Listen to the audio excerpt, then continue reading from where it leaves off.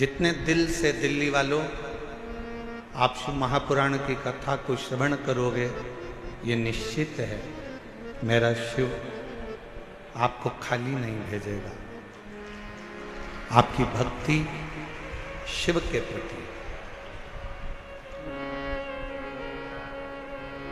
और मैंने तेरे ही भरोसे बाबा, तेरे ही भरोसे हवा विच उड़ती जावांगी बाबा, डोर तो छड़ी ना कटी जावांगी। भोले मैं तेरी कदम, शंभू मैं तेरी कदम, हवा विच उड़ती जावांगी बाबा, डोर हटो छड़ी ना कटी जावांगी। शिव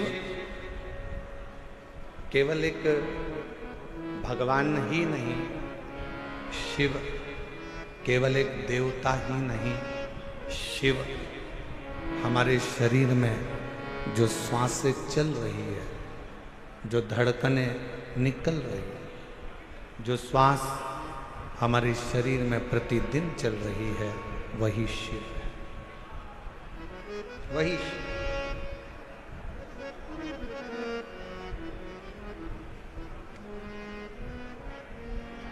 कई लोगों ने प्रश्न किया कि इस कथा का नाम हस्तिनापुर शिव पुराण क्यों रखा।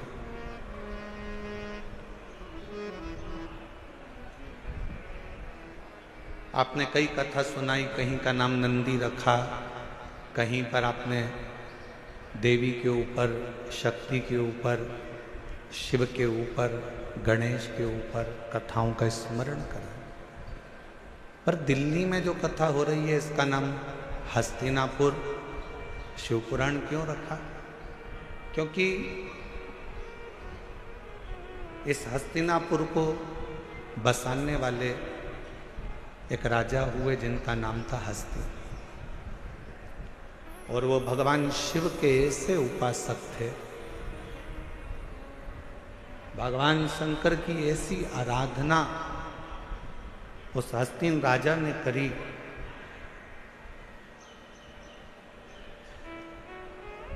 कि स्वयं शिव उस राजा के कल्याण के लिए इस पृथ्वी पर अपना चरण रखकर उस राजा के कल्याण के लिए इस भूमि पर आ जाते।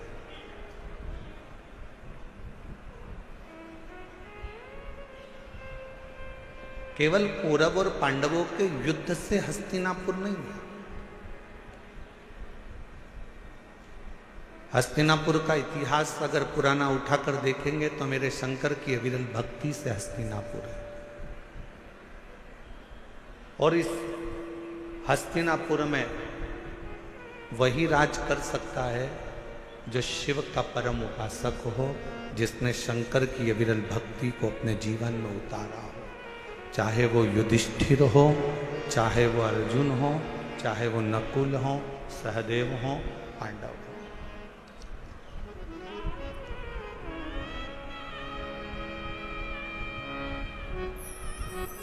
ये हस्तिनापुर शिव महापुराण की कथा जो दिल्ली के निरंकारी मैदान में चल रही है, इसमें हम विदुर जी की धर्मपत्नी जो शिव की उपासक थी, विदुर जी महाराज जो शिव के उपासक थे, अर्जुन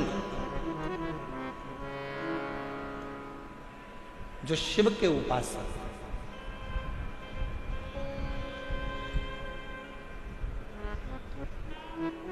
गुरु द्रोणाचार्य ने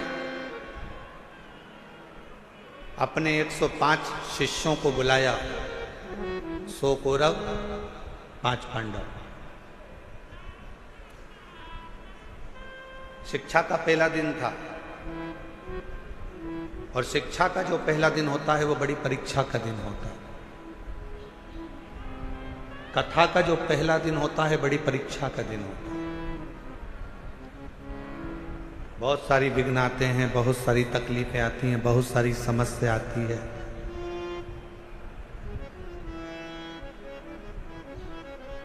पर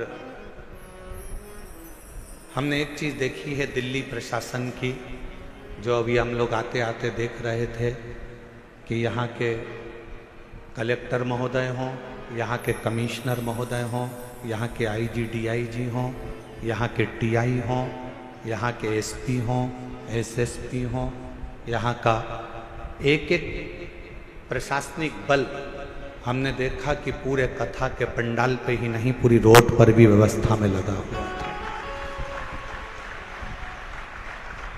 एक बार यहाँ के कमिश्नर महोदय, यहाँ के IG DIG, collector, SP, SSP, TI जितने भी यहाँ पर लगे हैं, उनके लिए जोरदार ताली की गर्जना करो कि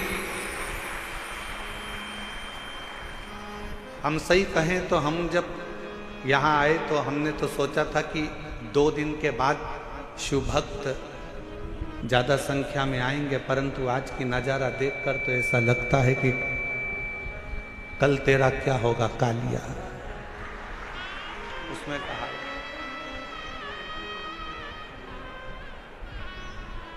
हमने यजमान से पूछा तुमने कितने पंडाल बनाए, तो कहा 3 पंडाल ये है, पीछे के पंडाल, साइड के पंडाल इससे मिला लो तो 8-9 पंडाल बने हुए हैं। फिर हमने आते आते पूछा पंडालों में जगह कितनी खाली है, तो कि 1 पाँव रखने की जगह नहीं है, सारे पंडाल बाबा के भरे पड़े हुए हैं। और इसको कौन संभाल रहा, कौन?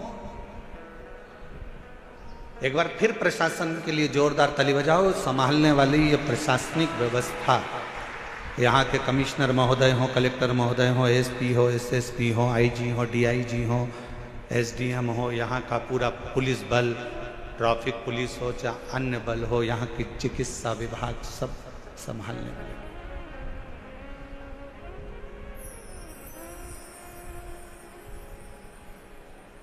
शिव तत्व पहला दिन परीक्षा का होता है और बहुत परीक्षा देना पड़ती है। 105 गुरु द्रोणाचार्य के शिष्य सामने आकर खड़े हो गए, बाल्यावस्था थी, बैठ गए। खबर मिली कि इनको शस्त्र की शिक्षा देंगे।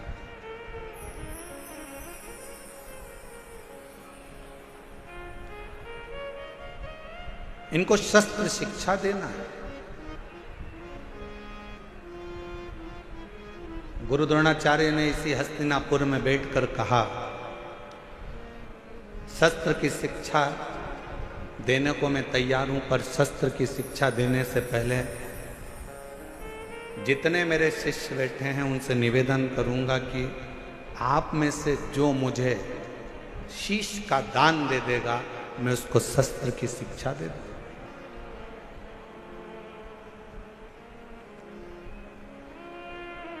जितने कौरव बैठे थे वो सारे के सारे उठकर चले गए कि शस्त्र की शिक्षा नहीं चाहिए, अगर सिर ही कट जाएगा तो शस्त्र किस काम का?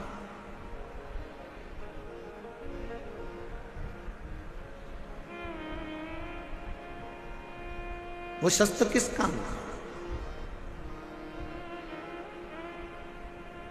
जैसे हमने पहले भी कथा में कहा, फिर कहते हैं, शिव महापुराण की कथा में जब भी आओ तो अपने साथ कोई कीमती सामान लेकर, सोना चांदी हीरा पन्ना, चैन अंगूठी, मोबाइल, पर्स, कोई भी कीमती सामान लेकर मत आओ, क्योंकि यहाँ एक ही कीमत वाला है और वो मेरा देव अधिदेव महादेव, मेरा शंकर है। आपकी चप्पल भी अगर कीमत वाली है ना, तो उसको भी कथा के पंडाल में लेके मत आओ, घर में अलमारी में सजा के रखो। कथा के पंडाल में अगर कथा सुनने के लिए अगर आप आ रहे हो तो ये सोच कर जाना कि मैं कोई कीमत वाली वस्तु मेरे बाबा को दिखाने के लिए नहीं जा रही हूँ, मैं तो कीमत के रूप में मेरा शंकर, मेरा उघड़दानी, मेरा शिव जो कीमती है, उस शंकर को पाने के लिए जा रही हूँ।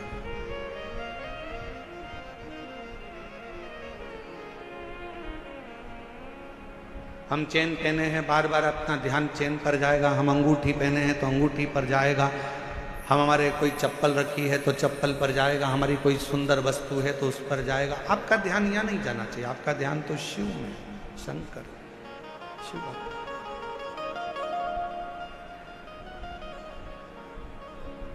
और मेरे भोले तेरा सहारा है, मेरे भोले तेरा सहारा है, मेरी नैया का तू किनारा है, मेरी नैया का तू किनारा है, मेरे बाबा तुझे पुकारा है, मेरे बाबा तुझे पुकारा है, मेरी नैया का तू किनारा है, मेरी नैया का तू किनारा है। शिव को पाने के लिए बहुत रतन, माणिक, मोती, सोना, चांदी, हीरा, पन्ना, जेवर, आभूषण या दिखावे की शंकर को जरूरत नहीं।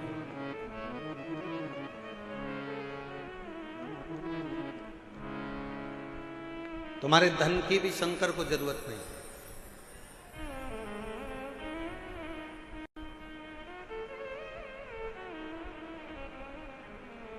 कोई तुमसे कहे कि 500 रुपए हमारे पास जमा करो, हम तुम्हें शंकर जी से मिला देंगे, तो कहना 500 तुम खुद के खर्च करो, तुम मिल लो। शिव को धन की जरूरत नहीं है। अगर शंकर को धन की जरूरत होती तो सोने की लंका का दान भगवान शंकर रावण को नहीं कर देते।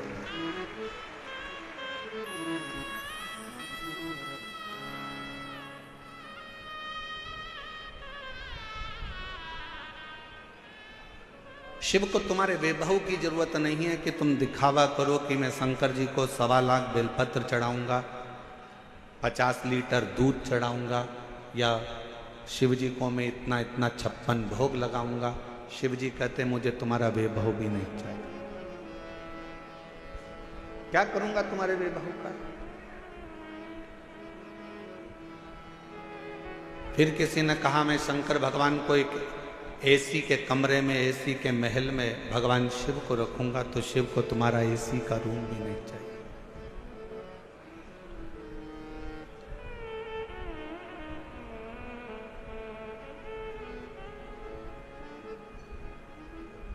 जब प्रेम हो जाता है ना, प्यार हो जाता है, तो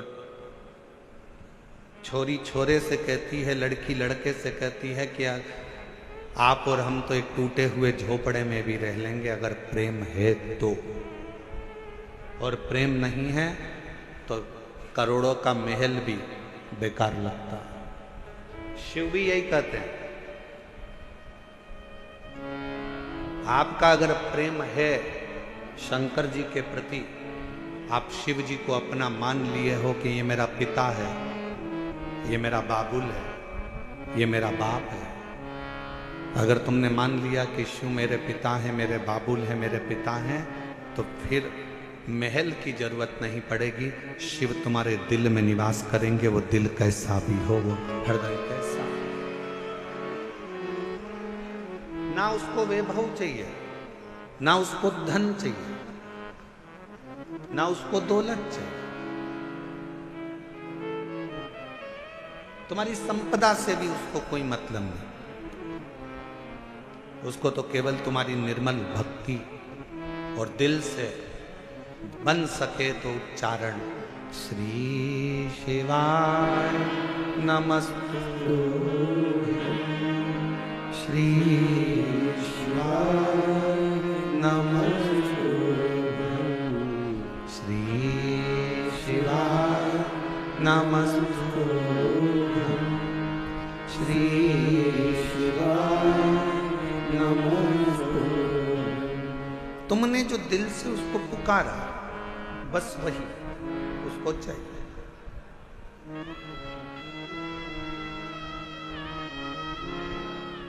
कोई दिखावा,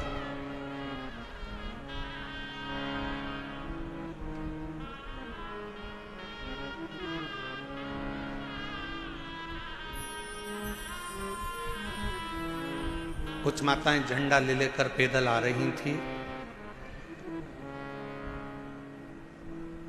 पूछा, धूप इतनी तेज पड़ रही है, गर्मी इतनी तेज पड़ रही है, आप झंडा लेकर कहां से आ रहे हो?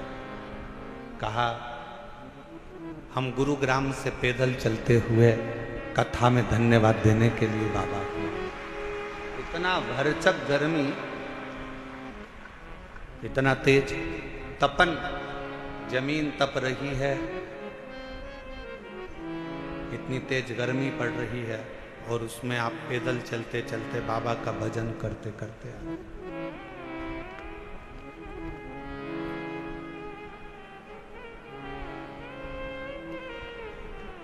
शिव कथा कह रही है, भगवान शंकर का संवाद कह रहा है। पहला दिन परीक्षा का होता है। गुरु द्रोणाचार्य ने शस्त्र की शिक्षा देने से पहले परीक्षा करी है। कहा, ये पांडव और कौरव मेरे 105 शिष्य यहां पर बैठे हैं, इसमें से जो मुझे शीश का दान देगा, शस्त्र की विद्या उसी को सिखाई जाए। शीश का दान मतलब क्या?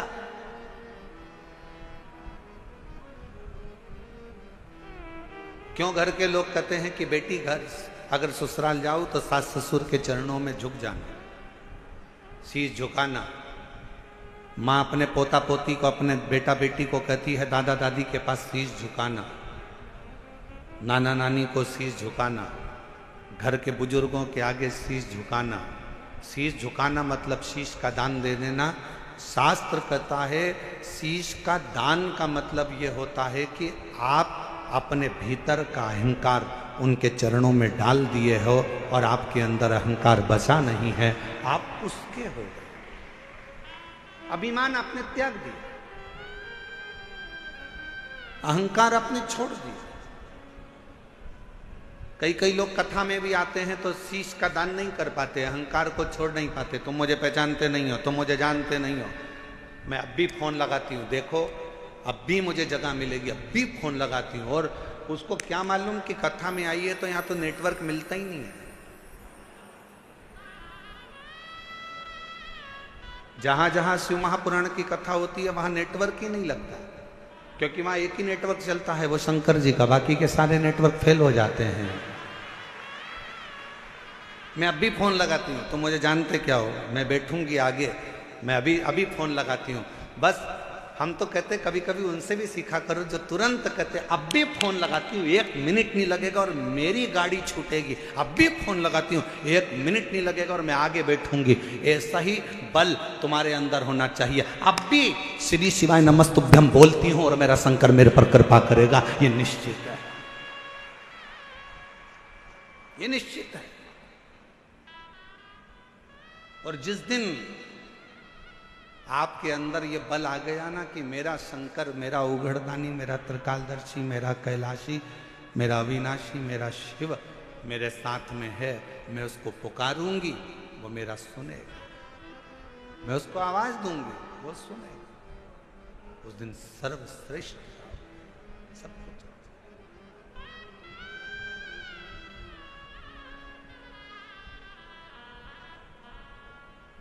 क्यों आए हो कथा में? अपना अपना एसी का कमरा छोड़कर, जम के बोलो जरा, अपने अपने घर का कूलर, एसी, पंखा, एसी की गाड़ी, डनलप का गद्दा, सोफा सेट सब छोड़कर कथा में गाड़ी भी दूर रुकी, पैदल पैदल धूप में चलते चलते कथा के पंडाल में पहुंचे।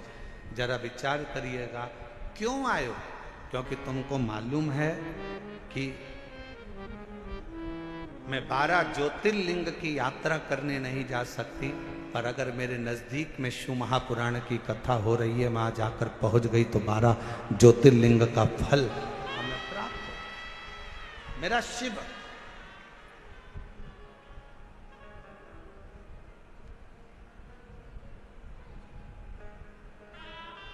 मेरा शिव मुझे यहां मिल जाए।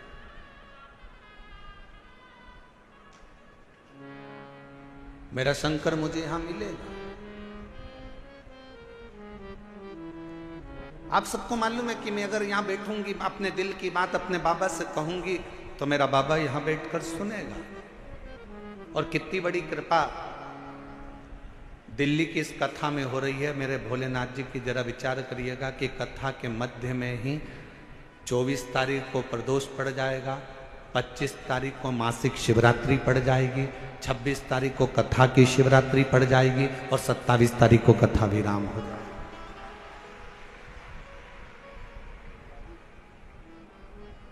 अब कितनी पुण्यता है। बस अपने चित्त को, अपने मन को, अपनी भक्ति को शिवमय बनाओ। प्रथम दिन था, गुरु द्रोणाचार्य ने सामने बिठाया अपने शिष्यों को। 105 शिष्य सामने बैठे।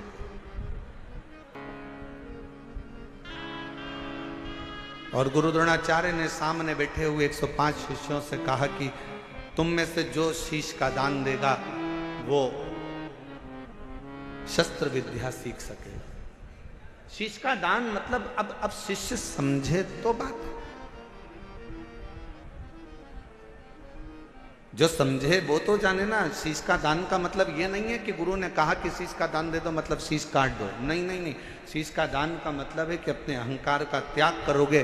और जब किसी गुरु की शरणागति में जाओ, कहीं अगर भगवान की भक्ति करने के लिए जाओ, यदि कहीं भगवत भजन करने के लिए जाओ, तो सबसे पहला काम करो कि अपने अहंकार का त्याग करो, अपनी अभिमतता का त्याग करो।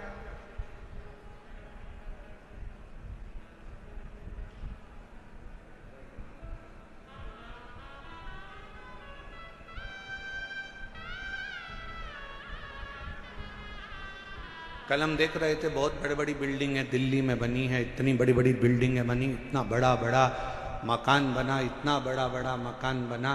तो हमारे साथ में जो हिमांशु पंडित जी थे वो कह रहे थे, गुरुजी कितनी बड़ी बड़ी बिल्डिंगें बनी हैं। हमने कहा अपने शहरों में या अपने छोटे छोटे पुराने पुराने गांव हैं, उसमें बड़ी बिल्डिंग भले नहीं होती थी पर बड़े मकान जरूर होते थे। और उस मकान में और यहाँ के मकान में एक बहुत बड़ा अंतर है। वहाँ के मकान मौन रहकर बन जाते थे और यहाँ के मकान लोन लेकर बन जाते हैं।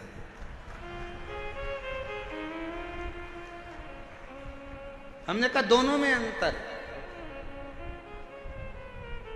गांव का मकान काय से बनता है? जम के बोलो जरा सब। लोन लेकर। काय से बनता है? मौन रहकर। गांव का मकान बन जाता था। और शहर में अगर मकान बनाना है, बहुत बड़ी बिल्डिंग बनाना है, तो यहाँ मौन रहने से नहीं, बैंक से लोन लेने से मकान बनता था। बहुत अंतर है दोनों में। हमारे गांव में आप जितना मौन रहेंगे, सहज रहेंगे, सरल रहेंगे, उतना उतना कृपा। वो कहते हैं ना कि कहा वर में और आशीर्वाद में बहुत बड़ा अंतर होता है।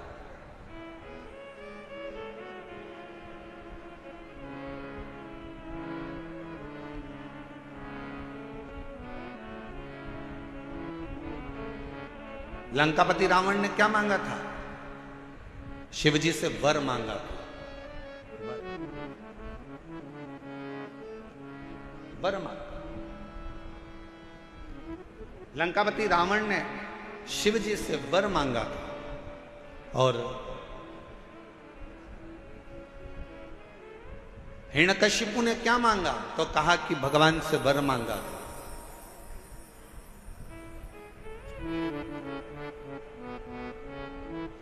जितना मांगा गया वो वर था। रावण ने वर मांगा, लंका मिल गई, राज्य मिल गया, सत्ता मिल गई, वैभव मिल गया। पर धीरे धीरे एक दिन लंका के राजा रावण को भी प्राण त्यागना पड़ा, छोड़ना। हिरण्यकशिपु ने वर मांगा, एक दिन हिरण्यकशिपु को भी प्राण त्यागना पड़ा।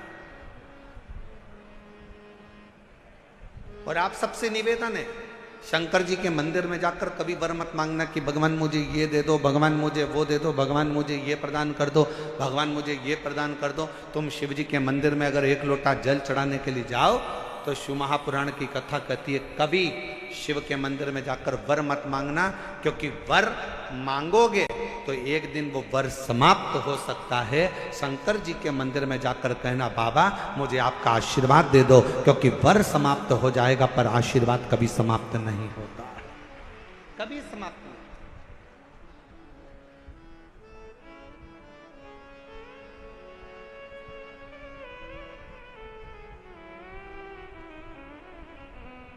हो सकता है कि वर मिला और समाप्त हो जाए, हो सकता है कि वर प्राप्त हुआ और वो समाप्त हो जाए, पर आशीर्वाद कभी समाप्त नहीं होता। अगर मेरे शंकर का, घर के बुजुर्गों का, माता पिता का, घर के बयों का, घर के बड़ों का, गुरुजन का, संत जन, साधु जन, तपस्वी जन का, या अपने घर के माता पिता या वृद्ध का जब आशीर्वाद मिल जाता है तो फिर वर की जरूरत भी नहीं पड़ती। मांगो उससे कि देना हो तो जन्म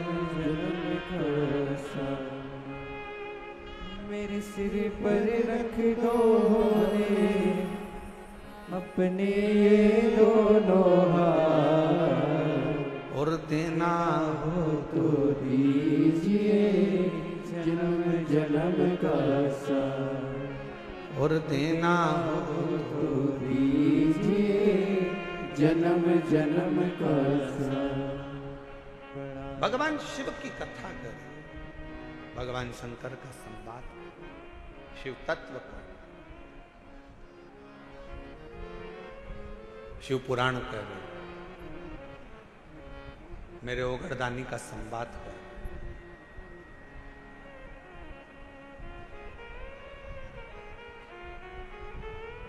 शीश का दान दीजिए। गुरु द्रोणाचार्य ने कहा कि जो शीश का दान दे देगा, जो शीश,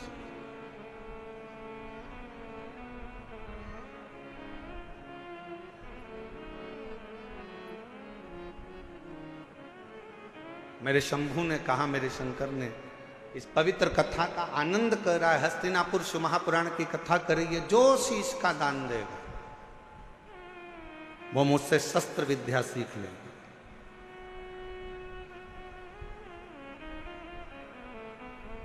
अब कौन शीश का दान दे? सब 105 जितने शिष्य बैठे थे गुरु द्रोणाचार्य के, उसमें से 100 शिष्य उठकर चले गए।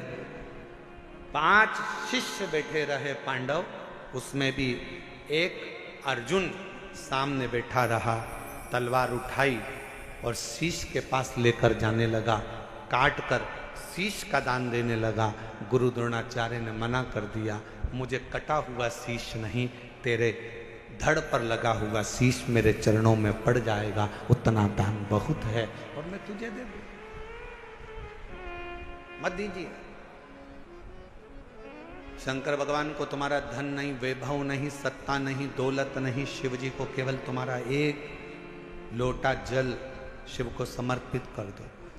एक लोटा जल भी नहीं हो तो 3 बार ताली बजा दो, वो भी नहीं है तो मुख से बम बम बोले बोले, ये भी नहीं बोल सकते तो मुख से हर हर महा, इतना कर सकते, बहुत।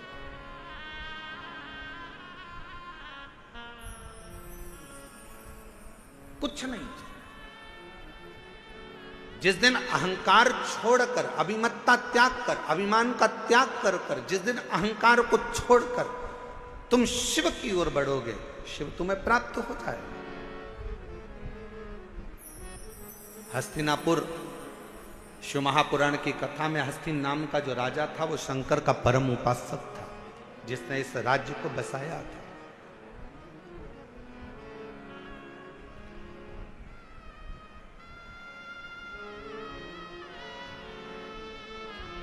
एक शिव भक्त क्या कहता है? अभी कथा में कहा कि वर मत मांगो, आशीर्वाद मांग लो। भगवान अगर मिल भी जाए ना, तुम्हारे पास में आकर खड़ा भी हो जाए और कह दे ए मांग तुझे क्या चाहिए, तो उसे कह देना नहीं नहीं मुझे कुछ नहीं चाहिए, तुम तो तुम्हारा आशीर्वाद दे दो बस। क्यों? क्योंकि वरदान दोगे तो हो सकता है एक दिन समाप्त हो जाए। हमने फ्रिज मांग लिया, कूलर मांग लिया, एसी मांग लिया, ये मांग लिया, वो मांग लिया, गाड़ी मांग ली, बंगला मांग लिया, सामान मांग लिया, बेटा मांग लिया, बेटी मांग ली, दौलत मांग लिया, सत्ता मांग ली, हो सकता है एक दिन समाप्त हो जाए। पर यदि आपका अगर आशीर्वाद होगा तो ये कभी समाप्त होने वाला नहीं है। वर समाप्त हो सकता है पर आशीर्वाद कभी समाप्त नहीं होता, वो अजर और अमर रहता है। वो आपके आज भी है और कल भी है।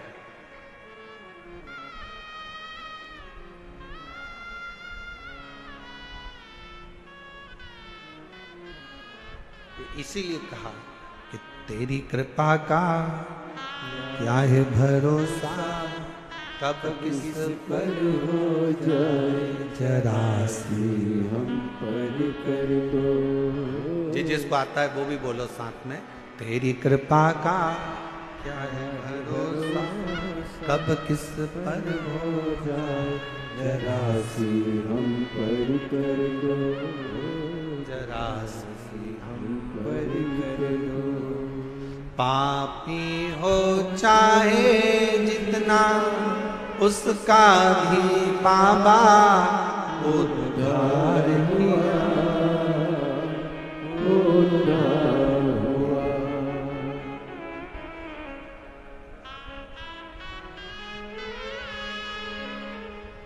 जिस पर भी हो गई तेरी करुणा कृपा वो भव पार हुआ, भव पार हुआ। पापी हो चाहे जितना उसका भी बाबा उद्धार हुआ, उद्धार हुआ। जिस पर भी हो गई तेरी करुणा कृपा वो भव पार हुआ, भव पार हुआ। गिद्ध अजामिल गणिका जैसे मन को तुम्हारे भाई जरा सी हम पर कर दो, जरा सी हम पर कर दो। तेरी कृपा का क्या है भरोसा, कब किस पर हो जाए जरा सी हम पर कर दो, जरा सी हम पर कर दो। ज्यादा नहीं, बस आशीर्वाद दे दीजिए, वर नहीं चाहिए, शिव आपका साथ दे दीजिए।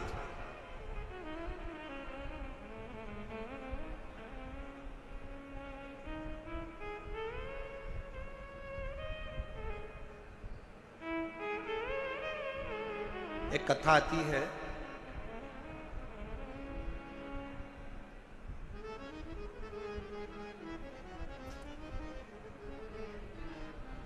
एक नारायण नाम का एक छोटा सा बालक था।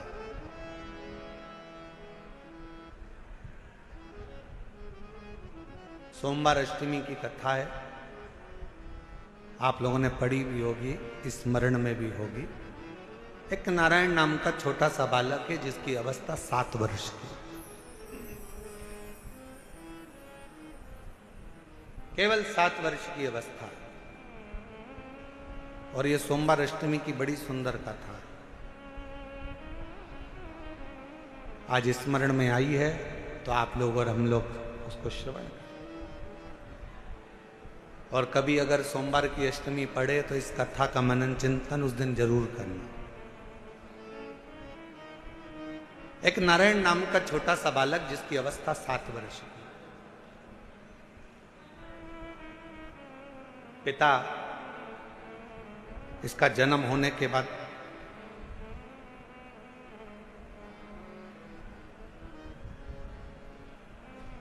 किसी गलत मार्ग में चले गए और किसी अन्य स्त्री के साथ रहना चालू कर दिया।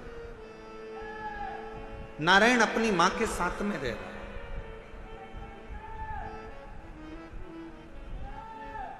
और छोटी सी अवस्था से नारायण बार बार बार बार बार बार पूछता रहता है। छोटी सी अवस्था से नारायण अपनी मां से पूछता रहता है कि मेरे पिता कहाँ हैं, मेरे पिता कहाँ हैं, मेरे पिता कहाँ।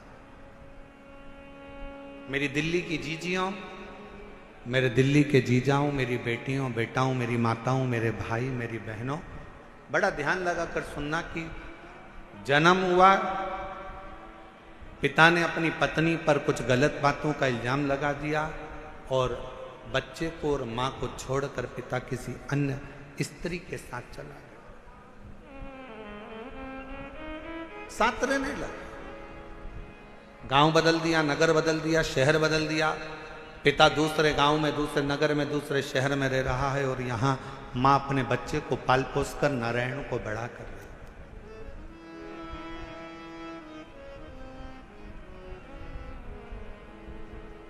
छोटा सा बच्चा जैसे जैसे बड़ा हो रहा है, छोटा सा बच्चा जैसे जैसे बढ़ता जा रहा है, वैसे वैसे अपने पिता के बारे में पूछता जा रहा है। मां मेरे पिताजी कहां है, मां मेरे पिताजी कहां है। जैसे 4 वर्ष के ध्रुव जी महाराज वन से तप कर कर आने के बाद अपनी मां से पूछते हैं कि मां मेरे पिता कहां है, और मां क्या उत्तर दे। मां कहती है कि मैं ही तेरा पिता हूं और मैं तेरी मां हूं। नारायण से भी मां से पूछा, मां मेरा पिता कहां है, मेरा पिता कहां।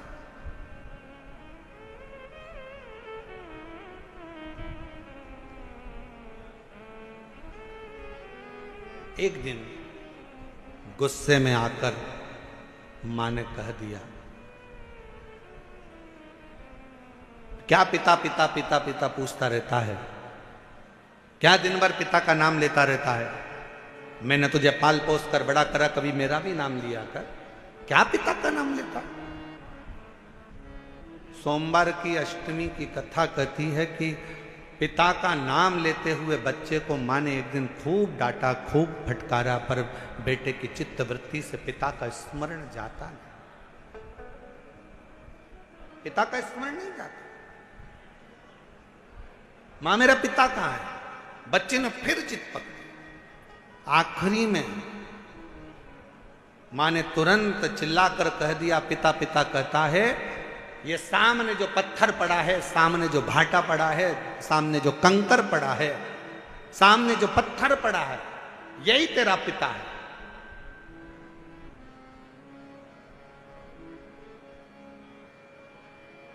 मेरे पिता का नाम क्या है। मां ने कह दिया, तेरे पिता का नाम तो वो देव अधिदेव महा। ध्यान देना जरा, मेरी दिल्ली की जीजियों, मेरे दिल्ली के जीजाओं, मेरी बेटियों, मेरी बेटाओं, मेरी माओ, ये भारत की वो भूमि है, ये भारत की वो धरा है। ये कोई साधारण सी भूमि या साधारण सी धरा नहीं है।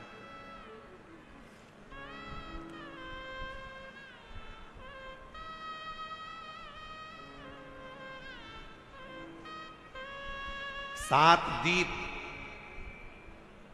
245 देश और 4200 धर्म हैं पूरी दुनिया में। 7 द्वीप, 245 देश और 4200 धर्म पूरी दुनिया में है। और उसके बाद भी अगर आपका जन्म भारत की भूमि पर हो जाए और उसके बाद भी आपका जन्म सनातन हिंदू धर्म में हो जाए, तो भगवान को धन्यवाद देना कि तूने मुझे अच्छे कुल में पैदा किया।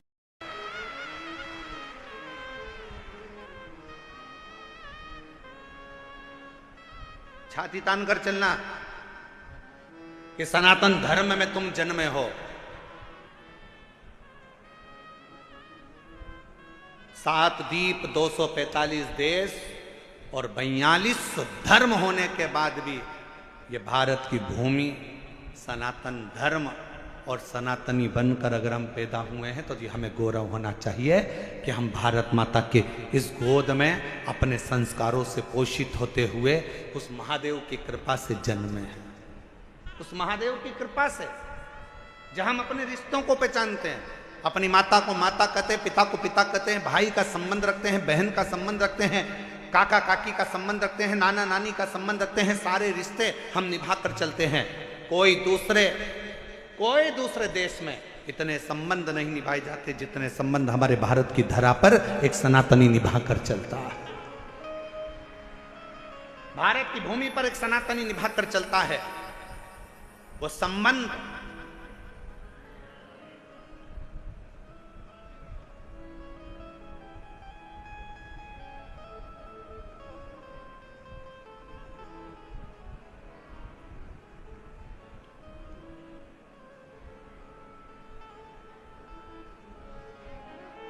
और कोई अच्छे संबंधी तो हैं तुम्हारे?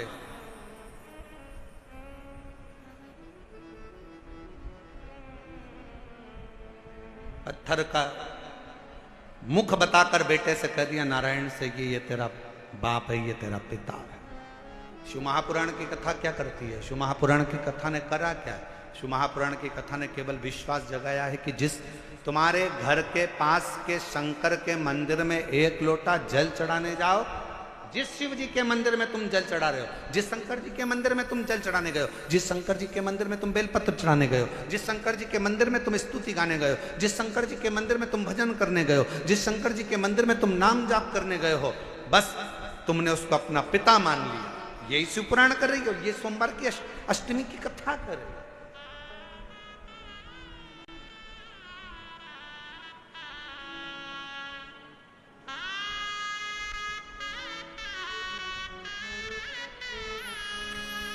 यही संबंध है हमारे, ये रिश्तेदार।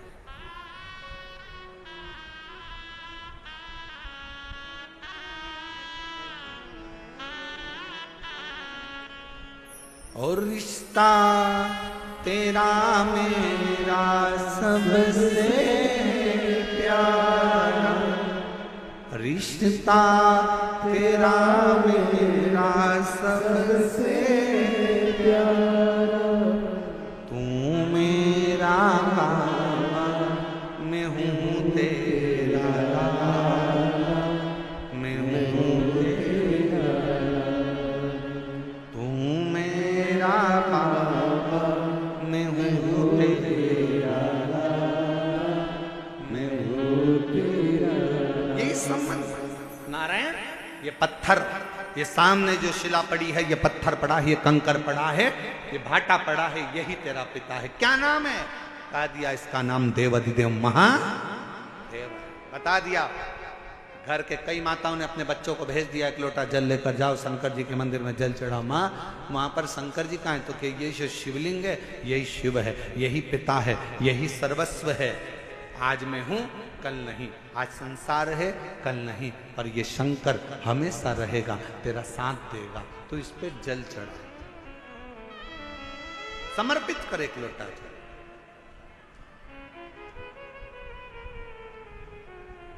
और जब सिर पर अगर भोलेनाथ जी का हाथ हो तो फिर क्या दो? क्या?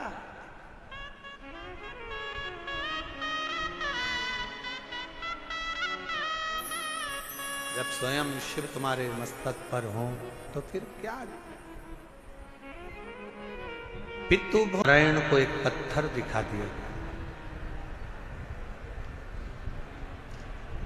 क्या इस पत्थर में भी परमात्मा हो सकता है?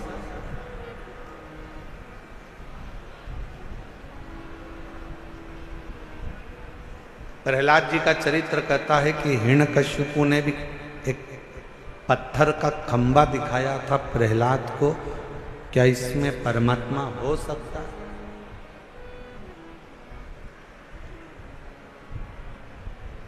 यदि विश्वास पूर्ण है तो शिव मिलता जरूर है। पूर्ण विश्वास अगर है तो शिव।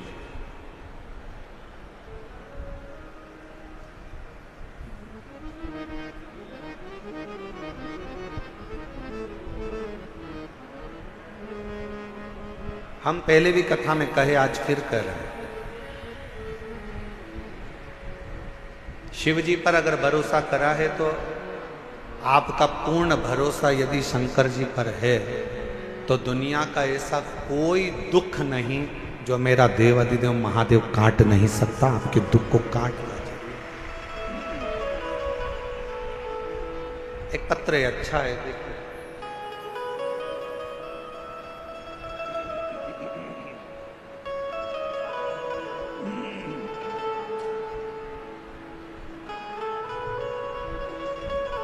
मेरा नाम पूजा शर्मा है, मेरे पति का नाम मनीष शर्मा है। मैं दिल्ली बुरारी संत नगर में रहती हूँ। मेरा मोबाइल नंबर ये है, अगर कहीं बैठे हों तो हाथ हिला सकती हैं। अगर कहीं बैठी हों तो हाथ हिला सकती हैं। और अगर साथ में बच्चा आया है तो लेकर आ सकते हैं।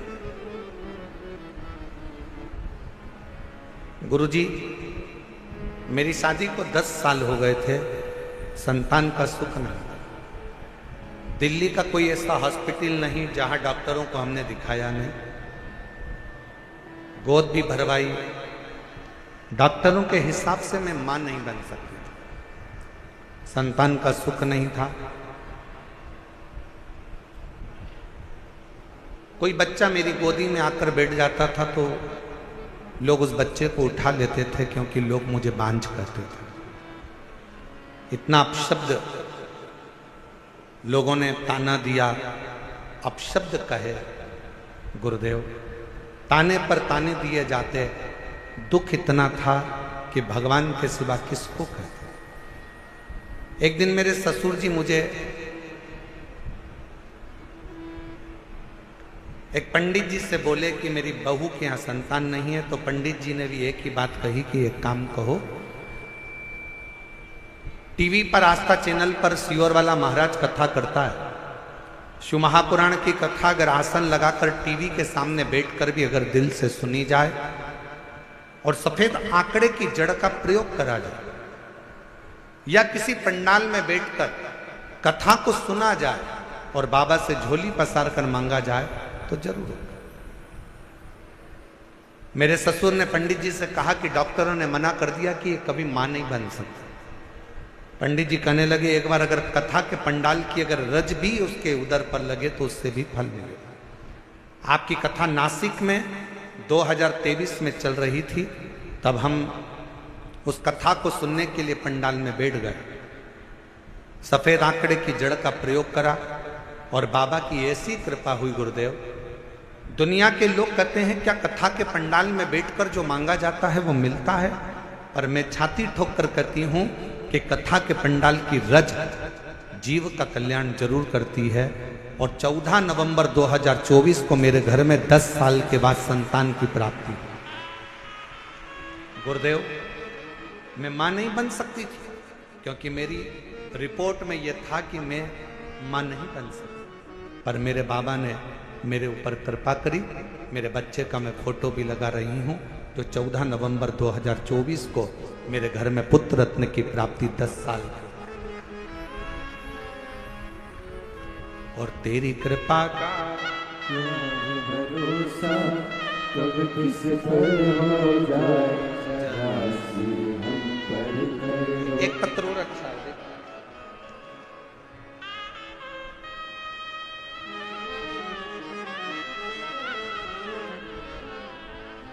मेरा नाम संध्या सैनी है, पति का नाम कविंद्र सैनी है। मैं दिल्ली के बुरारी संत नगर की रहने वाली हूँ। पत्र को आप लोग एलईडी पर पढ़ सकते हैं। एलईडी पर चल रहा है पत्र? एलईडी नहीं चल रही है क्या? अच्छा, एलईडी नहीं चल रही।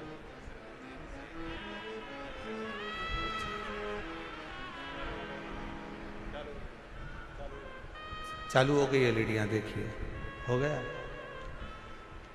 पत्र को आप लोग एलईडी पर पढ़ सकते हैं।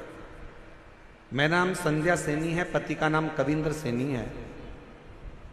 मैं दिल्ली बुरारी संत नगर की रहने वाली हूँ। गुरुजी, एक लोटे जल का मैं क्या वर्णन करूं। मेरा बेटे मेरा बेटा सीए का एग्जाम दे रहा था, 3-4 नंबर से रह जाता था। 23 साल हो गए थे। बेटे ने आखिरी में हिम्मत हार दी और बेटा कहता है कि माँ अब मैं एग्जाम नहीं दूँ। मैंने अपने बेटे से कहा, वो सीओर वाला महाराज कहता है कि अच्छी पढ़ाई करो, दिन रात एक कर दो, इतनी मेहनत करो कि रात दिन एक हो जाए, और फिर शिवजी पर एक बेलपत्र शहद लगाकर चढ़ाकर बाबा से विनती करो। मेरे बेटे ने आपका कहना मानकर टीवी पर कथा सुनकर बेटे ने पढ़ाई करना प्रारंभ करा, और अब की बार उसने कह दिया, माँ वो सीओर वाला बाबा बोला है कि पढ़ाई को 4 गुना करना। अभी तक जो मेहनत करी थी उससे 4 गुना ज्यादा मेहनत करूंगा। और बेटे ने पढ़ना प्रारंभ करा। जो बेटे की हिम्मत हार गई थी उसने पशुपतिनाथ का व्रत किया और बाबा की कृपा से फिर वापिस एग्जाम दिया। मेरा बेटा रोज शिव जी के मंदिर जाता, जल चढ़ाता, पशुपति व्रत करता और साथ में पढ़ाई में मेहनत करता। गुरुदेव, उसकी लगन इतनी हो गई कि वो रात दिन एक कर कर पढ़ता। और आप कहते हो कि मेहनत का फल बाबा देता जरूर है, और आज मेरा बेटा सीए बन गया। मैं बाबा को यहाँ धन्यवाद देने के लिए। शिव की उदारता इसी को।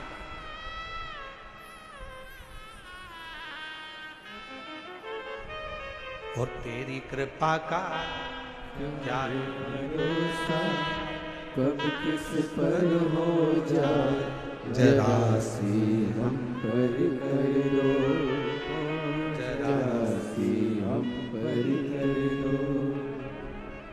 पापी हो चाहे जितना उसका भी बाबा उद्धार हुआ, उद्धार हुआ। जिस पर भी हो गई तेरी करुणा कृपा, वो भव पार हुआ, भव पार हुआ। आप जितने प्रेम से, जितने विश्वास के साथ, जितनी दृढ़ता के साथ, हम फिर निवेदन करेंगे मेरे बेटा बेटियों से, मेरे नवयुवक बच्चों से, मेरी बहनों से, मेरे जीजाओं से, मेरी बेटियों से निवेदन है, कभी हिम्मत मत हारो। एक कंपटीशन एग्जाम में बैठे हो, क्लियर नहीं हुआ, फिर वापस बैठो। दूसरा कंपटीशन एग्जाम क्लियर नहीं हुआ, तीसरा एग्जाम दो। तीसरा क्लियर नहीं हुआ, चौथा एग्जाम दो। अपनी हिम्मत को नहीं हारना। कभी ये मत कहना कि मैं ये नहीं कर सकता। तुम में से ही जितने बेटा बेटी यहां पर बैठकर कथा का रसपान कर रहे हैं, जितने टीवी पर कथा सुन रहे हैं, जितने आस्था चैनल पर कथा सुन रहे हैं, जितने फेसबुक यूट्यूब पर कथा सुन रहे हैं, तुम में से ही कोई बेटा कलेक्टर बनता है, तुम में से ही कोई बेटी एसपी बनती है, तुम में से ही कोई कलेक्टर, कोई आईजी, कोई डीआईजी, कोई कमिश्नर बनता है। बस तुम्हारी मेहनत तुम्हें 4 गुना बढ़ाना है तो एक दिन उच्च पद पर बैठ ही जाओगे, ये निश्चित है। आपका परिश्रम, आपकी मेहनत, आपकी लगन आपको मंजिल तक पहुंचाएगा।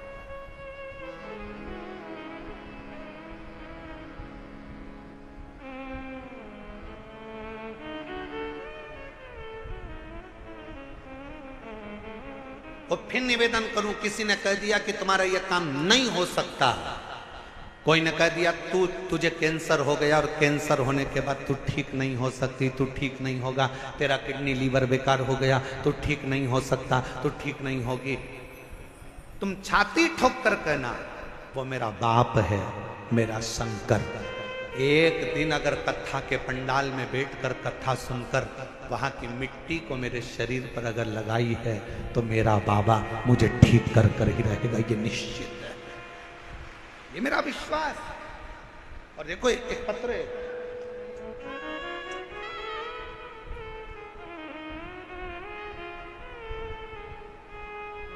पहले निवेदन करूं आप लोगों को, पत्र लिखो पर थाली मत भेजो। इन थालियों का हम क्या करेंगे?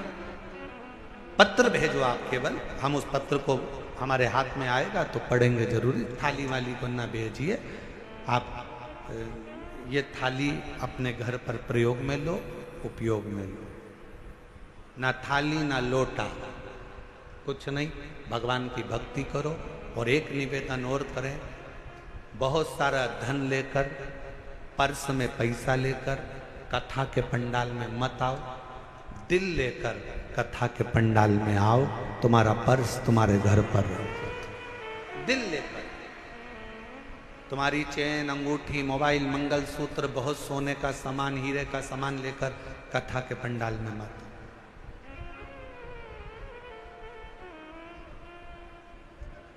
और यदि तो तुम्हारा कोई सामान चोरी होता है तो उसमें जवाबदार तुम हो। प्रशासन, समिति, कार्यकर्ता इसके जवाबदार नहीं होंगे, क्योंकि हम खुद मंच से आपको चिल्ला चिल्ला कर बोलते हैं अपना सामान घर छोड़ो, घर रख कर आओ। यहाँ तो तुम दिल लेकर आओ, खुद बाबा के होकर आओ। यहाँ तुम्हारे धन से मतलब नहीं है, यहाँ तुम्हारे मन से मतलब है। हृदय लेकर आइए, दिल लेकर आइए, बाबा को रिझाइए। बाबा अब प्रशासन तुम्हें संभाले कि तुम्हारे गोल्ड को संभाले? इसलिए निवेदन है, अपना अपना जो सोना चांदी हीरा पन्ना जो तुम्हारी चीज कीमती है उसको घर छोड़ दो। मना नहीं।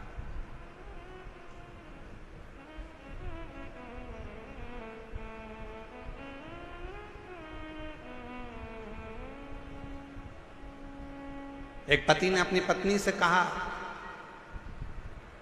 अमरावती में कथा में, तुम मुझे कथा में लेकर क्यों नहीं चलती? तो पत्नी अपने पति से बोली, सियोर वाले बाबा बोलते हैं जो कीमती चीज है उसको घर छोड़कर आओ।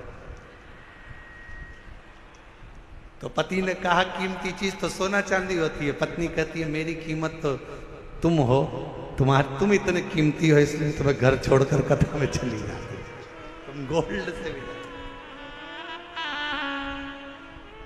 कीमती हो। ये उसकी उदारता, ये उसकी कृपा, ये उसकी करुणा, ये उसकी दया है। एक पत्र अच्छा है।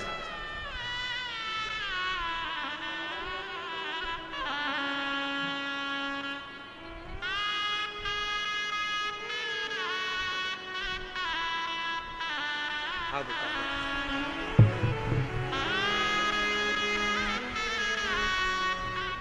जब डॉक्टर ने मना कर दिया था कि तुम मां नहीं बन सकती, तब इस बेटी को गोद ले लिया था।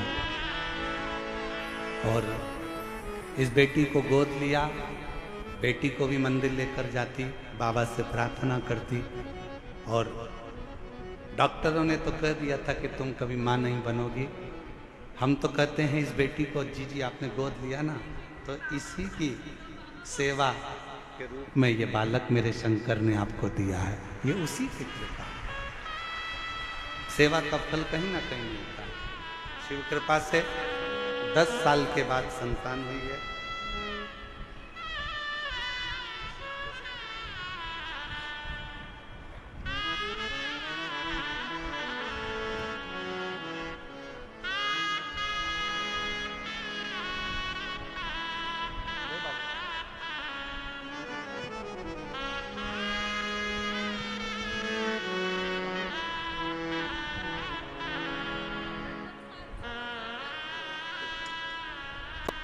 और तेरी कृपा का क्या है भरोसा, कब किस पर हो जाए, जरा सी हम पर कर दो, जरा सी हम पर कर दो। श्रीमती गीता देवी, पति का नाम श्री रविंद्र सिंह प्रजापति, भजनपुरा दिल्ली। मोबाइल नंबर ये है। 2021 में कैंसर हो गया। डॉक्टर ने थोड़ा सा समय दिया, कह दिया कि कुछ समय की क्या करें।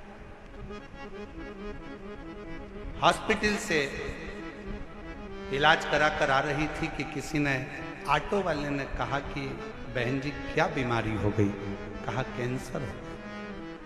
कहा कि वो एक सियोर वाला महाराज कहता है कि आप कैंसर का इलाज कराओ, दवाई लो, डॉक्टर को दिखाओ, जांचें कराओ, और साथ में शिव पर विश्वास कर कर शंकर जी के मंदिर में जाकर एक लोटा जल चढ़ाकर उसका आचमन करो और बेलपत्र चढ़ाकर खाओ। आपने खाई? कहा नहीं। उस ऑटो वाले के वचन पर विश्वास कर कर डॉक्टर ने थोड़ा सा समय दिया था। हम सीहोर चले गए, वहां से रुद्राक्ष ले आए, जल में उसको रात भर गलाते, शिव जी को चढ़ाते, बेलपत्र खाना प्रारंभ करा और दूसरी बार फिर वापिस बाबा से विनय कर कर डॉक्टर को दिखाने के लिए गई और बाबा से कहकर गई, बाबा डॉक्टर ने थोड़ा सा समय दिया है, अगर मेरा कैंसर ठीक हो गया 5 पंडाल बैठकर कथा सुनूंगी। और बाबा की कृपा से दूसरी बार जांच जब दिल्ली में कराई कैंसर हॉस्पिटल में, तो कैंसर पूर्ण तरह से स्वस्थ था। कैंसर ठीक हुआ। मैं कोसी कला गई, फरीदाबाद गई, ग्रेटर नोएडा गई, मेरठ गई, 5 स्थान पर मैंने शिव महापुराण की कथा सुनी और बाबा से प्रार्थना करी। आज मैं पूर्ण तरह से स्वस्थ हूँ। बाबा की कृपा से मेरी कैंसर की रिपोर्टें पूरी नील आई। मैं शिव को क्या,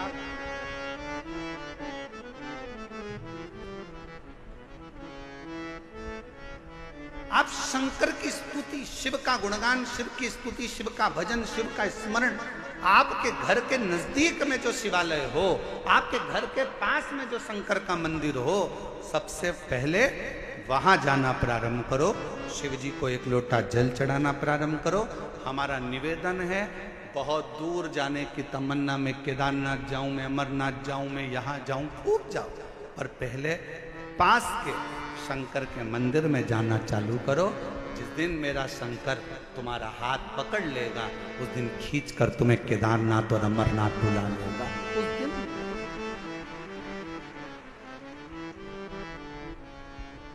हम विश्वास नहीं कर पाते और आज फिर कहेंगे निरंकारी मैदान दिल्ली के इस पवित्र प्रांगण से कि आप लोग बड़ी दूर दूर से कथा श्रवण करने के लिए आए हो, मेरा बाबा तुमको क्या देगा। ये तो 3 महीने बाद आप और हम जब कथा के पंडाल में कहीं मिलेंगे तो आपका पत्र इसी दिल्ली के एक निरंकारी मैदान की कथा का लिख कर भेजोगे कि हमने कथा सुनी थी और मेरे बाबा ने मुझे ये दिया। क्या देगा, कैसे देगा, कब देगा, ये उसकी मर्जी। बस आपको दिल से कथा का रिस्पान। नारायण मां कहिए पत्थर में मेरा पिता, हाँ पत्थर में तेरा पिता।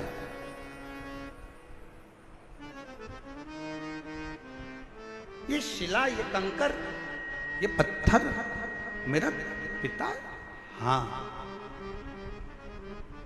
मानो तो गंगा मां हूं, ना मानो तो बहता पानी।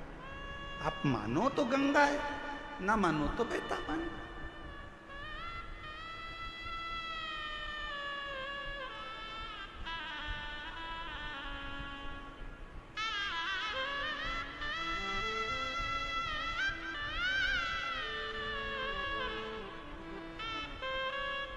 यह आपके ऊपर निर्भर करता है कि आप क्या मान रहे हो।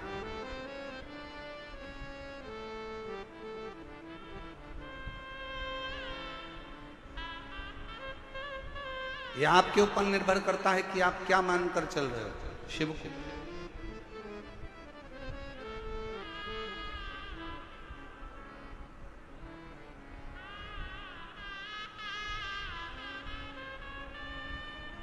नारायण बेटे ने वो पत्थर को उठा लिया, बाजू में लेकर सो गए। पिता का स्मरण करता, पिता का नाम, पिता का।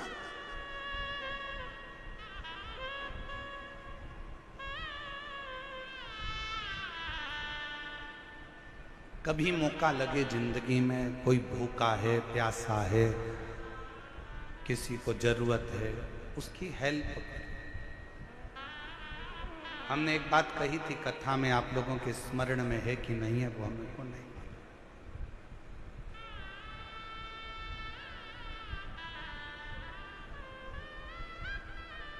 आप किसी को दान नहीं दे सकते, बिल्कुल मत दीजिए। आप किसी को 1 रुपया दान नहीं कर सकते, आप बिल्कुल मत करिए। आप अठन्नी नहीं दे सकते, किसी को बिल्कुल मत दो। शिव महापुराण की कथा कहती है आप अपनी कमाई का 1 अंश भी किसी को दान नहीं कर सकते, बिल्कुल मत करो। दूसरे महाराज आपसे कहेंगे कि एक अंश दान करो, पर हम कहते हैं बिल्कुल आपका मन नहीं है, बिल्कुल मत करो, पर अपनी कमाई का कम से कम एक अंश अपने खुद के ऊपर खर्च तो करो। बेटा एप्पल का मोबाइल चला रहा है और बाप कमाते कमाते दुकान पर पूरी जिंदगी निकाल दिया, कीपैड में पूरा जीवन निकाल देता। बेटा जीन्स और टी शर्ट पहनकर घूमता है, बच्चे अलग अलग अलमस्ती में घूमते हैं, नई नई गाड़ियों में घूमते हैं, और बाप कमा कमा कर अपनी जिंदगी का एक एक अंश जोड़ते जोड़ते मर जाता। आप अपने ऊपर तो खर्च करो, आप मत दो किसी को 1 रुपया। निवेदन है, आपके घर के अंदर आपके भाई, आपकी बहन, आपका परिवार, आपके रिश्तेदार कोई दुखी हैं, किसी को शिक्षा की जरूरत है, अपनी कमाई में से थोड़ा सा अंश निकालकर किसी बच्चे को पढ़ाने का प्रयास करना। एक बार अपने बेटे को पढ़ाना और एक बार दूसरे के बेटे को पढ़ाना।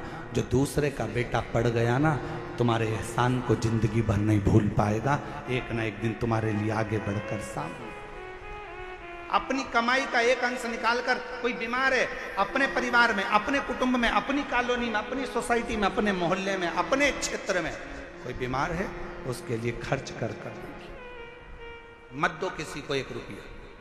किसी को देने की जरूरत नहीं, तुम्हारा पैसा तुम्हारे पास रखो, पर किसी जगह पर पहले तो अपने ऊपर खर्च कर देखो, फिर किसी अन्य पर जो तुम्हारे परिवार का अंश है, तुमसे जुड़ा हुआ है, कोई तो तकलीफ है तो उसकी तकलीफ को मिटाए।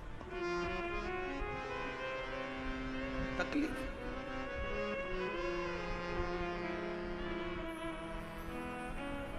शिव कथा कह रही है। नारायण अपने भगवान शंकर के उस शिवलिंग को अपने पास में, कंकर को, पत्थर को अपने पास में लेकर सोता है। माँ भोजन देती है, अपने पिता को भोग लगाता है। माँ कोई वस्त्र देती है, अपने पिता को वस्त्र दे देता है। स्नान करने जाता है तो पात्र को रखकर उसी से स्नान उसको भी कराता है, वो खुद भी करता है। कभी कभी दिल कर जाता है तो उस कंकर को, उस पत्थर को नारायण अपने गाल से लगाकर याद कर कर रोता है।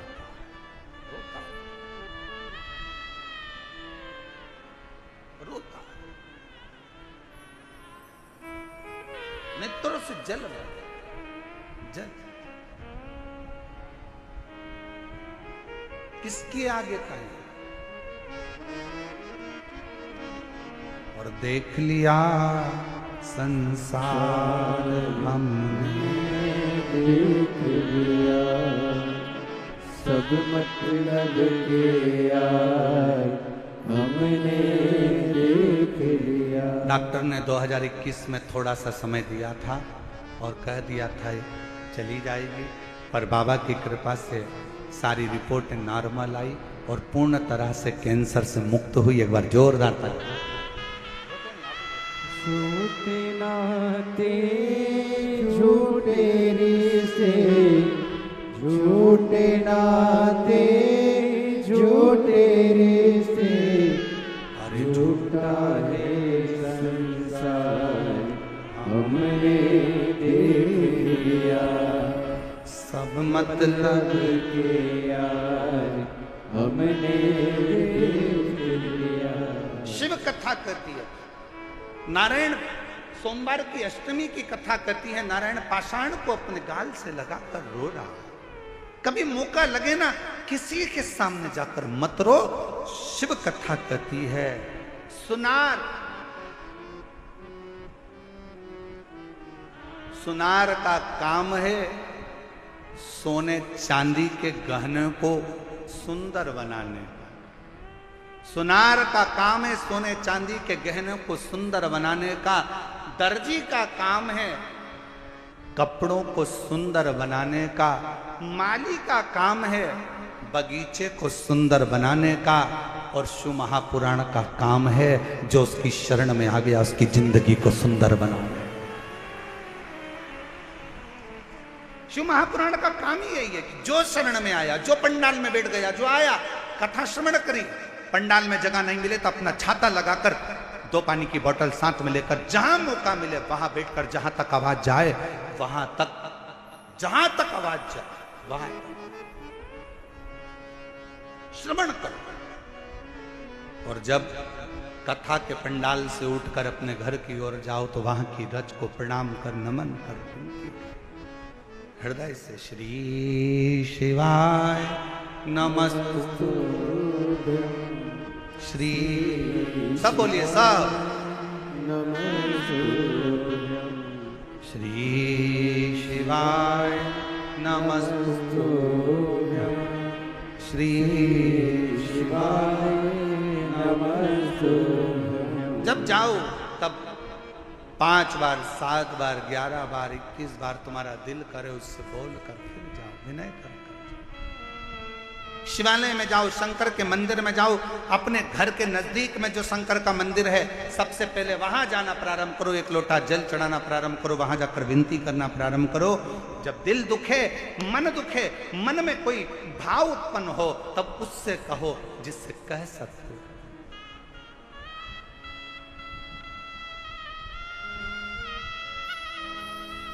जिससे बोल सकते।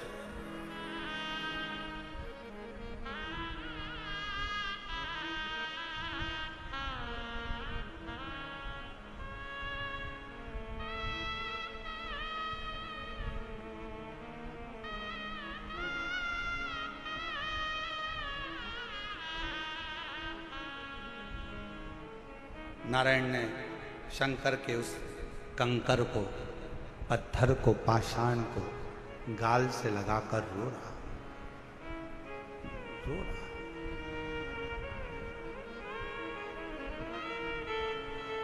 अब जिद पकड़ ली, बच्चा है, जिद्दी करता है, जिद पकड़ ले, थोड़ी सी जिद पकड़, जिद। और क्या जिद पकड़ी नारायण ने कि पिताजी जैसे दुनिया के बच्चों के बाप होते हैं वैसे मुझे अपने पापा को देखना है, अपने पिता को देखना है, अपने बाबू को देखना।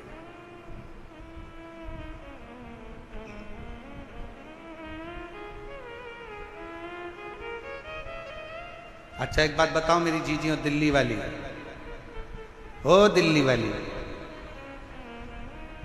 एक बात बताइएगा, छोटा बच्चा जिद करेगा चल जाएगा, और वही बच्चा जब बड़ा हो जाए 40 साल का, 45 साल का, 42 साल का हो जाए और वो जिद करे तो अच्छा लगे क्या? बोलो तो जम के, आवाज नहीं आई है, जरा जम के बोलो, नहीं लगे। छोटा है जिद करे चलेगा, बड़ा हो गया जिद करेगा नहीं चलेगा। शिव महापुराण की कथा कहती है तुम शंकर जी के मंदिर में शंकर को जल चढ़ाने जाओ तो उसको अपना पिता मानो, और तुम कितनी भी तुम्हारी उम्र हो, 60 साल, 70 साल, 75 साल, 80 साल, 40 साल, 45 साल, 50 साल, 20 साल, 25 साल, तुम्हारी कितनी भी उम्र हो, तुम अपने आप को छोटा बच्चा समझना और शंकर को अपना पिता समझना। उस बाप के आगे अगर जिद करोगे तो तुम्हारा दुख उस बाप को काटना ही पड़ेगा, तुम्हारा दुख उस पिता को काटना ही पड़ेगा, वो काटे।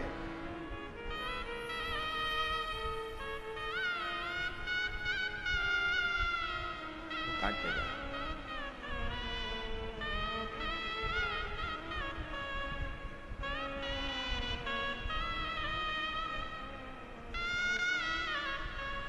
अब कहोगे तो वो दुख काटेगा ना।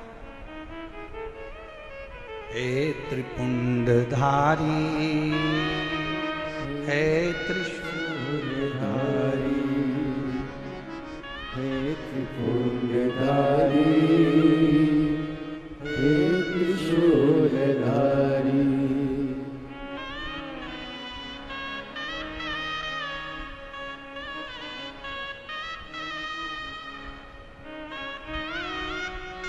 भगवान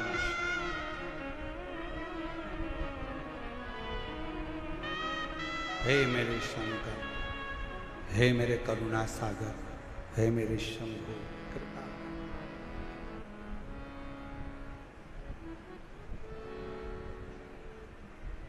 अगर तू कृपा करेगा तो दुनिया का सारा हे त्रिपुंडधारी, हे त्रिशूलधारी, महादेव नमन चरणों में, महादेव नमन चरणों में, स्वीकार कीजिए सबका किया है मेरा भी उद्धार कीजिए, उद्धार कीजिए। हे त्रिपुंडधारी, हे त्रिशूलधारी, हे त्रिपुंडधारी, हे त्रिशूलधारी। अब बच्चा जिद पकड़ कर बैठा है, मेरे पिता के जैसे दुनिया के बाप जैसे होते हैं, दुनिया के पिता जैसे होते हैं, मेरे पिता का मुझे वैसा दर्शन करना है। जिद पर अड़ गए। पार्वती जी शंकर जी को देखकर मुस्कुरा रही हैं और शिव जी पार्वती को देखकर थोड़ा सा शंकर भगवान को क्रोध आया। शिव जी ने कहा, पार्वती तू मेरे ऊपर हंस रही है?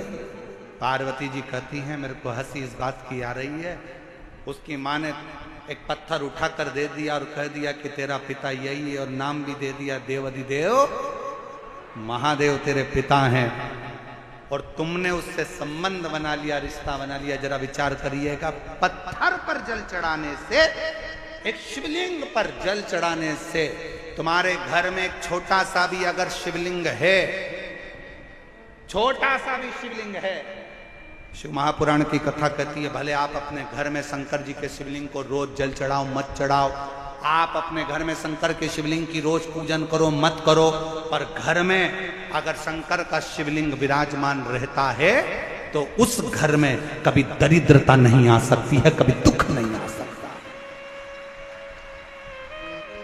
हर हर महादेव। घर के अंदर अगर शंकर भगवान का छोटा सा भी, भले वो जिसका पत्थर का हो, लकड़ी का हो, पारद का हो, स्फटिक का हो, सोने का हो, चांदी का हो, पीतल का हो, तांबे का हो, लकड़ी का हो, जैसा शिवलिंग तुम्हारे घर में अगर छोटा सा भी है तो वो तुम्हें फल जरूर दे।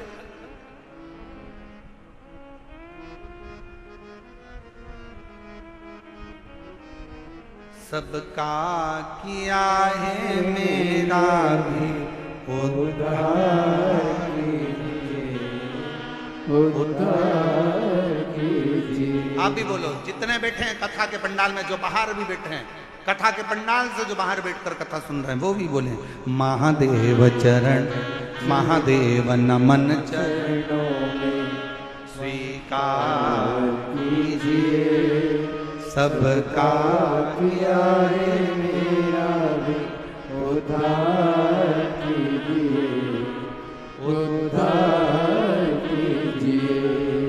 हे त्रिपुंडधारी, हे त्रिशूलधारी, हे त्रिपुंडधारी, हे त्रिशूलधारी। आप प्रणाम करो उसको, नमन करो उसको, बार बार दंडवत करो।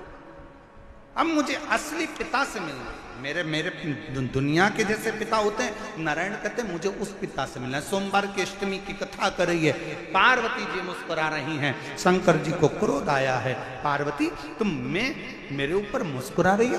पार्वती जी कहती हैं, एक पत्थर पर जल चढ़ाया है, एक पाषाण पर जल चढ़ाया है और तुम्हारा नाम लेकर चलाया है, अब तुम क्या रिश्तेदारी निभाओगे?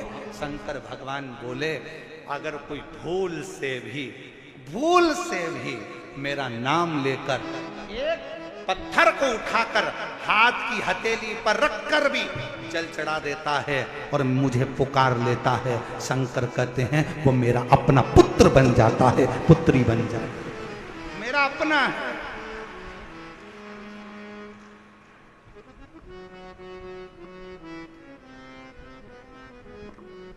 कितना सुंदर कहा है। अगर कभी प्रवास में रहते हो ना, कहीं कहीं जा रहे हो, कहीं कहीं तुम लोग सफर कर रहे हो, 2 दिन 3 दिन का सफर है, शंकर जी की पूजन नहीं कर पाए, एक लोटा जल नहीं चढ़ा पाए, कोई बात नहीं, अपनी शिवलिंग मुद्रा अपने हाथ पर बना और शिवलिंग मुद्रा बनाकर श्री शिवाय नमस्तु,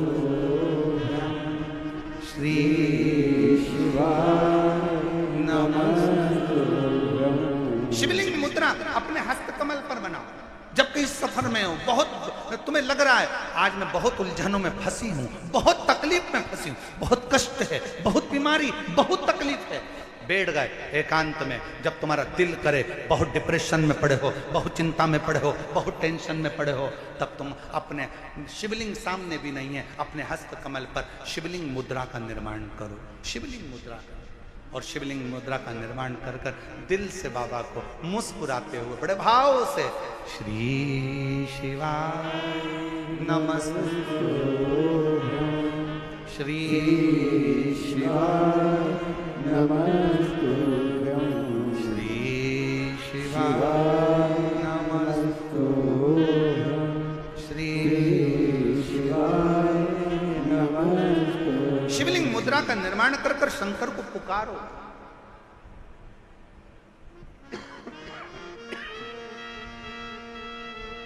ये कथा जो दिल्ली निरंकारी मैदान में चल रही है, ये तो 27 तारीख को विराम हो जाएगा। 30 तारीख से 30 मई से 5 जून तक लातूर महाराष्ट्र में 2 बजे से 5 बजे तक जो शिव महापुराण की कथा होगी, उसमें शंकर जी की बेटियों के नाम से शिव पुत्री शिव महापुराण की कथा लातूर में होगी। उसमें शंकर जी की तीसरे नंबर की बेटी, क्या नाम है? श्यामली बारी।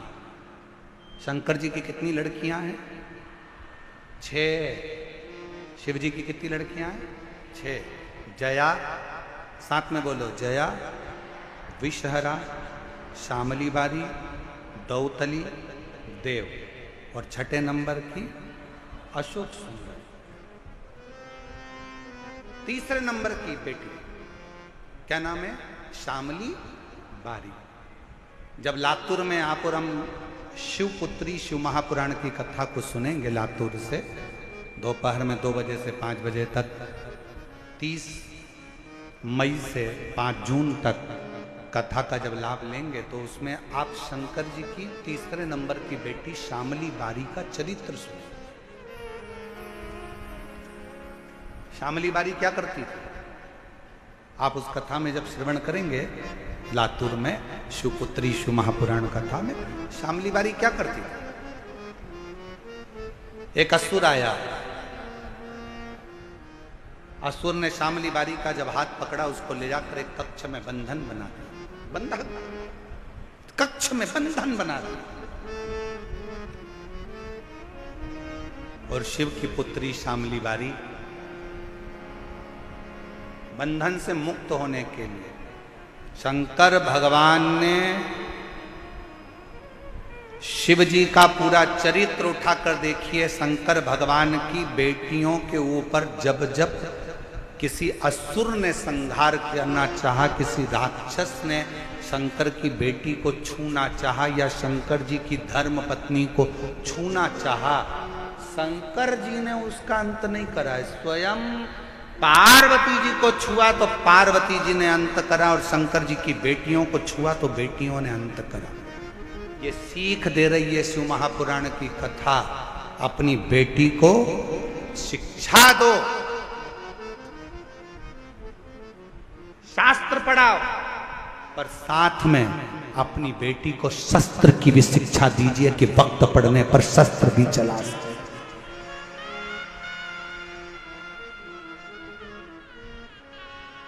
अपनी बेटियों को शास्त्र की शिक्षा दो, अपनी बेटी को अच्छा कॉलेज पढ़ाओ, अपनी बेटी को अच्छी शिक्षा दीजिए, अपनी बेटी को अच्छा अध्ययन कराइए, उच्च स्कूल में पढ़ाइए, जितना बन सकता है। हमने जयपुर की कथा में भी कहा था कि बेटी को कन्यादान देने से ज्यादा जरूरी है शिक्षा का दान देना।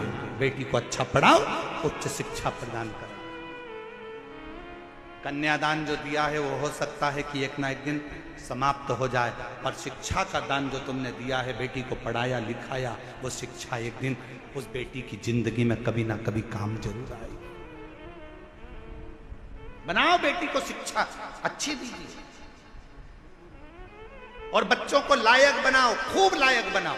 पर बच्चों को इतना लायक भी मत बना देना कि एक दिन वो माँ बाप को नालायक समझने लगे। लायक बनाओ, पढ़ाओ, खूब शिक्षा दीजिए।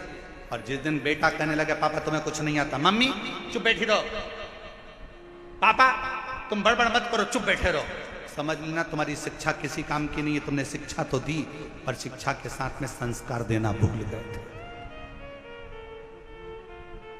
जिस दिन तुम्हारी औलाद, तुम्हारा पुत्र ऑफिस में तुम्हारा रुआब है, नौकरी में तुम्हारा रुआब है, घर जाने के बाद तुम्हारी औलाद तुमसे कहे पापा तुम चुप बैठे रहो, तुम्हें अक्ल नहीं है, मम्मी तुम चुप रहो, तुम्हारे को कुछ नहीं आता, मम्मी चुप रहो, समझ लेना कि तुमने बच्चों को शिक्षा तो दी पर संस्कारों से जोड़ नहीं पाए।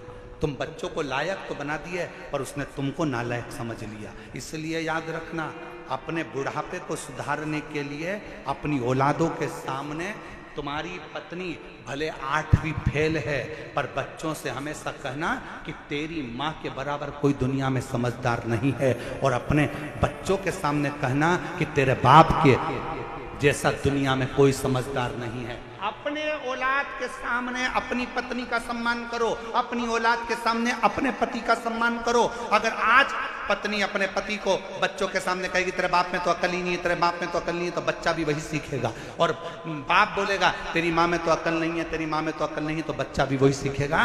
और एक दिन जब बच्चा बड़ा होगा तो माँ बाप दोनों को चुप करना चाहेगा। इसलिए बच्चे जब पढ़ रहे हों, बड़े हो रहे हों, पढ़ रहे हों, तो उन बच्चों के सामने कहना भले तुम्हारी पत्नी 8वीं फेल है, शिक्षक नहीं है, अच्छी पढ़ी लिखी नहीं है, तो भी कहो कि बहुत अच्छी है।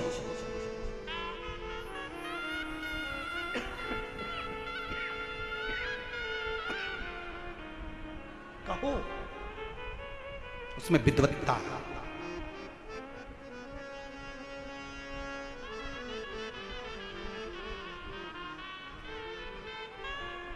आदर करना सिखाओ। शिव जी की 3रे नंबर की बेटी, नाम बोलिए सब लोग, जम के बोलो, श्यामली बारी।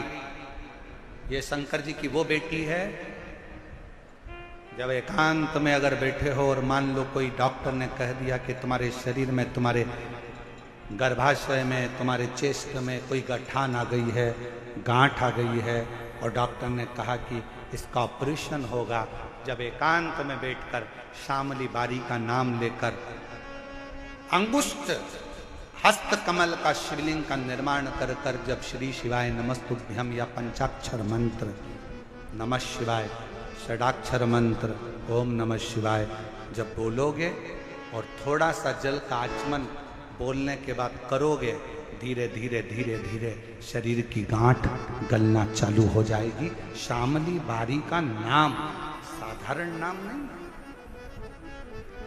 साधारण नहीं। एक बार फिर से बोलो, शिव जी की 3रे नंबर की बेटी, क्या नाम है? श्यामली। 5 लड़कियों का नाम वापिस लीजिए, जया, विषहरा, श्यामली बारी, दौतली, देव, और 6ठे नंबर की लड़की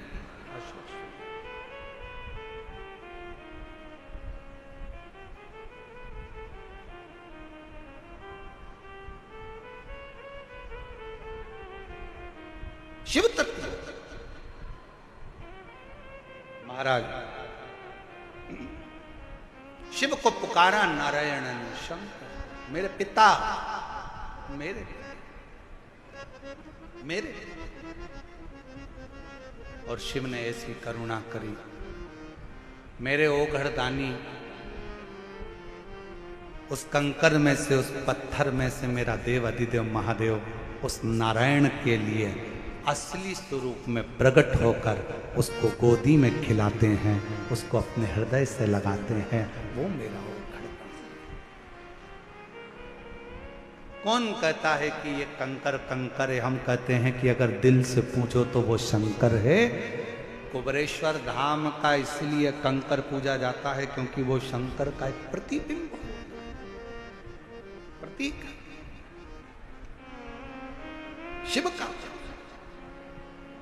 शिव कथा कर रही है, नारायण को शंकर भगवान अपने असली स्वरूप में आकर दर्शन दे देते हैं और उसको पिता के एक प्रेम जो पुत्र का होता है वो प्रेम दे देते हैं। वो जैसे देवराज नाम का ब्राह्मण गलत कृत्य करते भी मर गया तो भी शंकर के मंदिर में 2 क्षण की शिव पुराण कथा सुनना, बेलपत्र के वृक्ष के नीचे प्राणों को त्यागना और बाद में शिव का धाम प्राप्त करना। उसी तरह जैसे बिंदु चंचुला देवी का पति प्रेत की योनि में पड़ जाता है, चंचुला बिलखती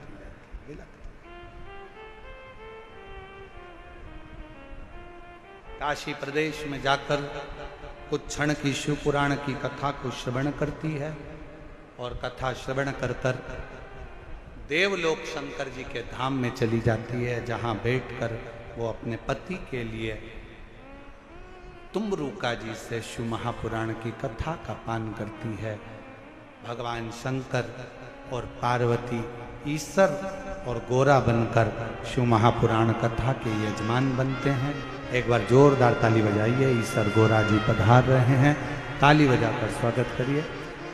बोली ईश्वर गोरा भगवान की, विश्वनाथ भगवान की। ईसा गोरा बन के भगवान शंकर पार्वती शिव महापुराण कथा के यजमान बनकर कथा सुनने के लिए जाते हैं और यजमान बनते हैं।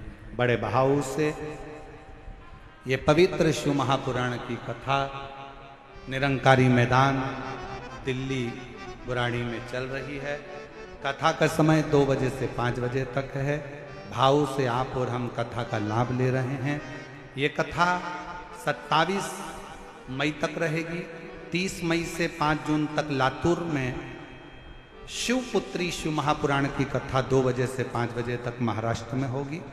फिर 8 जून से 14 जून तक चाकरवाड़ी बीड़ महाराष्ट्र में भृंगी शिव महापुराण की कथा प्रारंभ होगी। 8 जून से 14 जून तक चाकरवाड़ी बीड़ भृंगी श्री भृंगी शिव महापुराण की कथा आप चाकरवाड़ी महाराष्ट्र से 8 जून से 14 जून श्रवण करेंगे।